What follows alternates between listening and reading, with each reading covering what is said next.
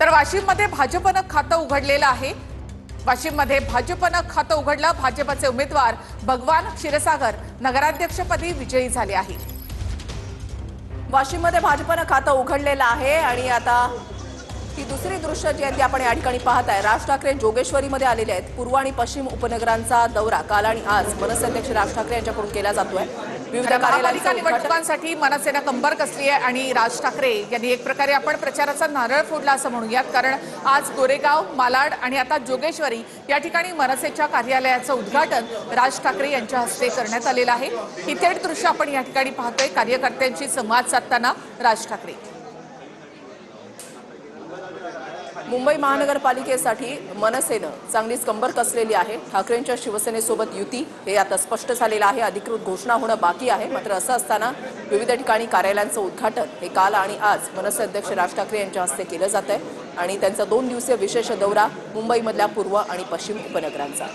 तर मुंबई महापालिकेसाठी दोन्ही ठाकरे बंधू एकत्र येणार आहेत। त्याआधी राज ठाकरे यांनी आता कार्यालयांचं उद्घाटन या ठिकाणी सुरू केलेलं आहे। कार्यकर्त्यांचं मनोबल वाढावं यासाठी आणि एक दिशा स्पष्ट व्हावी यासाठी म्हणून राज ठाकरे आज मुंबई उपनगरचा दौरा करतायत। त्यामध्ये गोरेगाव, मालाड आणि आता जोगेश्वरी या ठिकाणी कार्यालयाचं उद्घाटन राज ठाकरे यांच्याकडनं करण्यात आले।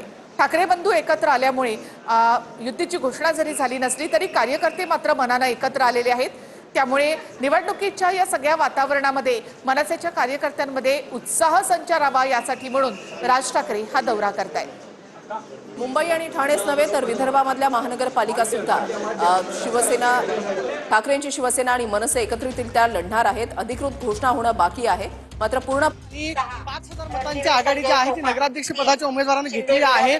अजूनही मतमोजणी सुरू आहे। आपण पाहतोय की राष्ट्रवादी काँग्रेसचे कार्यकर्ते जे आहेत जल्लोष साजरा करताना आपल्याला पाहायला मिळत आहे। गुलालाचे उधळण करत आपण पाहतोय की फटाके फोडत अजित पवारांच्या नावानं घोषणाबाजी करत हे सगळे कार्यकर्ते या ठिकाणी आपला जल्लोष साजरा करताना पाहायला मिळत आहेत। बारामती नगर परिषदेमध्ये अजित पवार गटाचं वर्चस्व जे आहे आपल्याला पाहायला मिळतं। दुसऱ्या बाजूला आपण पाहतोय की या ठिकाणी राष्ट्रवादी काँग्रेसचे कार्यकर्ते अपक्ष जे आहेत ते सुद्धा या नगर परिषद निवडणुकीमध्ये निवडून आलेले आहेत आणि आपण पाहतोय की गुलालाचे उधळण करत हे सगळे कार्यकर्ते अजित पवारांच्या नावानं घोषणाबाजी देत या ठिकाणी जल्लोष करताना पाहायला मिळतात। आतापर्यंत जवळपास 8 उमेदवार जे आहेत ते बिनविरोध अजित पवारांचे निवडून आलेले आहेत। अजित पवारांचे राष्ट्रवादी विरुद्ध शरद पवारांचे राष्ट्रवादी असा एक थेट संघर्ष जो आहे तो आपल्याला बारामती नगर परिषदेच्या निवडणुकीमध्ये पाहायला मिळाला आणि चौथ्या फेरीकडे आपण पाहतो की या ठिकाणी अजित पवारांच्या राष्ट्रवादीच्या कार्यकर्त्यांकडून या ठिकाणी जल्लोष जो आहे तो साजरा करताना आपण पाहायला मिळतोय। सचिन सातव यांच्या आपण पाहतोय की नगराध्यक्ष पदाच्या उमेदवारांनी जे आहे आघाडी घेतली आपल्याला पाहायला मिळते।